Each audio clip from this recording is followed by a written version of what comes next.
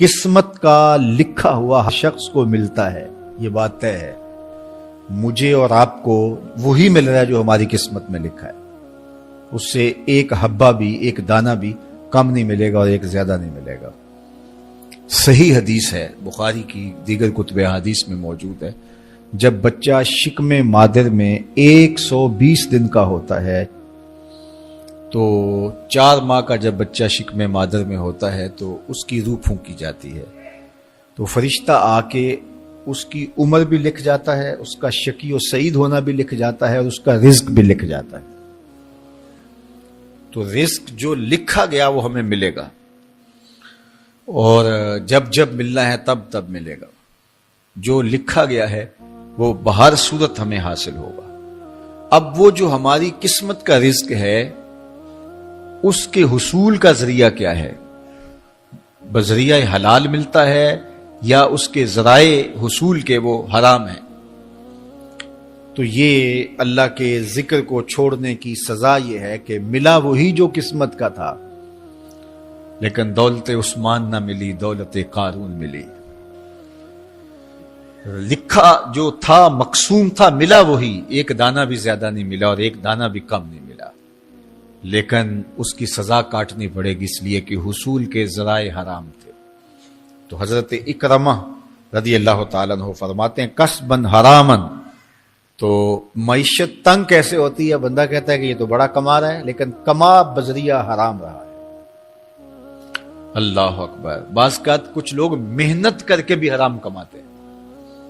ہم نے دیکھا کہ اس گرمی میں جو لوگ مزدوری کرتے ہیں اور بالخصوص لوہے کی بھٹی پہ جو کام کرنے والے ہیں، کتنا سخت کام ہے، لیکن وہاں بھی جو ہے وہ چاہے 15-20 منٹ جو ہے وہ خیانت کر کے اپنے اس رزق کو حرام بنا لیں اور ناجائز کر لیں، اتنی مشقت کے باوجود بھی کیتی کتری پئی کھو محمد تے سکہ بنیا زردہ۔ تو ایک سودا ایسے بھی بک جاتا اگر 2 منٹ گاہک کو دیتا، لیکن جھوٹی قسم کھا لی اور وہ لے کے چلا گیا، سودا تو بک گیا لیکن ذریعہ اس کا حرام ہو گیا۔ یہ ذرا دیکھیے، جھوٹی قسم کھانے والے کو اللہ نظر رحمت سے بھی نہیں دیکھے، اتنی بڑی سزا ہے اس کی، اور نہ بکتا کوئی اور آ کے لے جاتا۔ جو قسمت میں لکھا ہے وہ تو آپ کا ہر صورت میں ہوگا، لیکن کچھ لوگوں کو اللہ کے ذکر کو چھوڑنے کا نتیجہ یہ ملتا ہے کہ پھر وہ ان کے ذرائع آمدنی جو ہوتے ہیں، محنت کے باوجود بھی کسب حرام ہو جاتا ہے کسی نہ کسی وجہ سے۔ کئی لوگ دودھ اکٹھا کرتے رہتے ہیں، آخر میں ایک قطرہ پیشاب کا ڈال دیتے ہیں۔ سادہ مثال آپ کے سامنے رکھ، کتنی محنت سے وہ کیا تھا، تو اپنی ساری محنت کو ضائع کر دیتے اور حرام کا ٹانکا لگا دیتے، ایک قطرے سے وہ سارا ضائع کر بیٹھتے۔ تو یہ اللہ کے ذکر سے منہ موڑنے کا نتیجہ ہے۔ جب تمہارے دل اللہ کی یاد سے خالی ہو جائیں گے، تمہاری زندگیوں میں قرآن نہیں ہوگا، تمہاری زندگیوں کے اندر اسلام کے اجالے نہیں ہوں گے، تو پھر نتیجہ کیا ہوگا کہ معیشت دنک کیا ہے؟ کسبن حرامن۔ دوسرا معنی کہ تنگ زندگی، تلخ زندگی، جو حضرت عبداللہ ابن عباس سے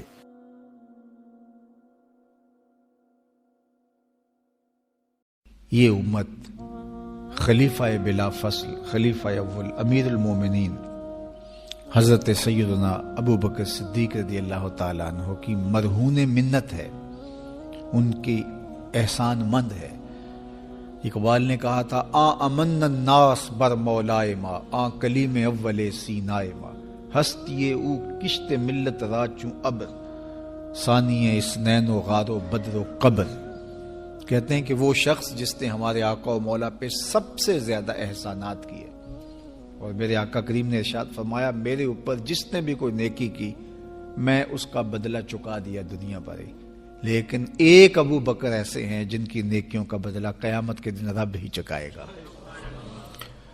یہ حضور علیہ السلام نے ارشاد فرمایا، اور پھر میں ما نفعنی مال احد قط، ما نفعنی مال ابی بکر، مجھے کسی کے مال نے اتنا نفع نہیں دیا جتنا ابو بکر کے مال نے نفع دیا.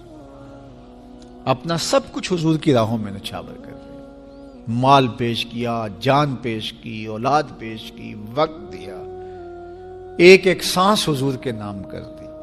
کہتے ہیں حضور علیہ السلام کا سایہ نہیں تھا، لیکن ابو بکر رضی اللہ تعالیٰ عنہ سایہ بن کے حضور کے ساتھ رہے، سائے کی طرح حضور کے ساتھ رہے. بدر کے ساتھی، حضر کے ساتھی، سفر کے ساتھی، غار کے ساتھی، حد ہو گئی مزار کے ساتھی. اللہ اکبر. ایک دن حضور ایسے نکل رہے ہیں مسجد نبوی سے تو کوئی لوگ داخل ہو رہے تھے، تو حضور کے دائیں ہاتھ میں ابو بکر کا ہاتھ تھا، بائیں میں حضرت عمر کا ہاتھ تھا.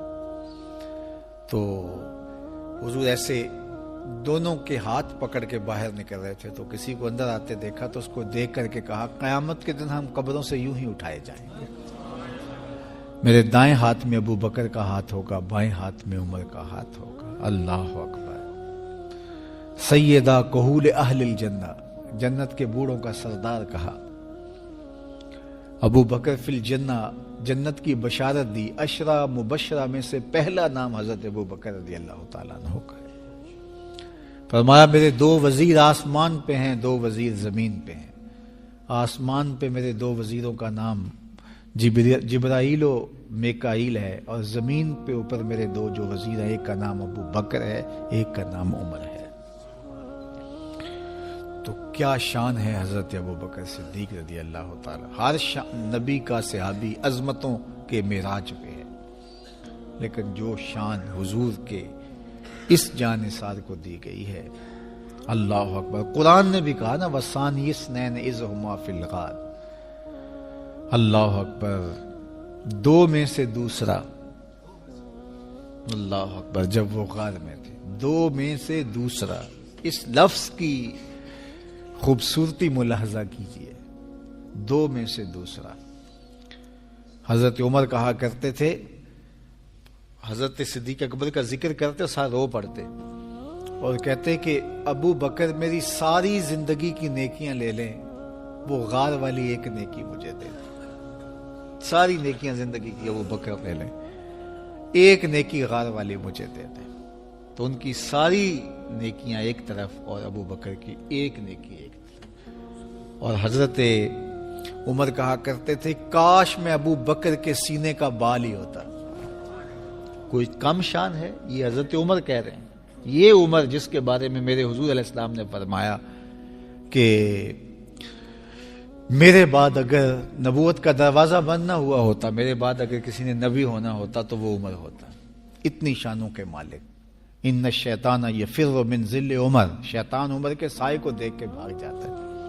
وہ عمر کہہ رہے ہیں کاش میں ابو بکر کے سینے پر لگا ہوا بال ہی ہوتا. یہ شان ہے، یہ عظمت ہے. سارے حضور کے صحابی عظمتوں کے معراج پر، لیکن ان کی شان ہی وکری ہے. کسی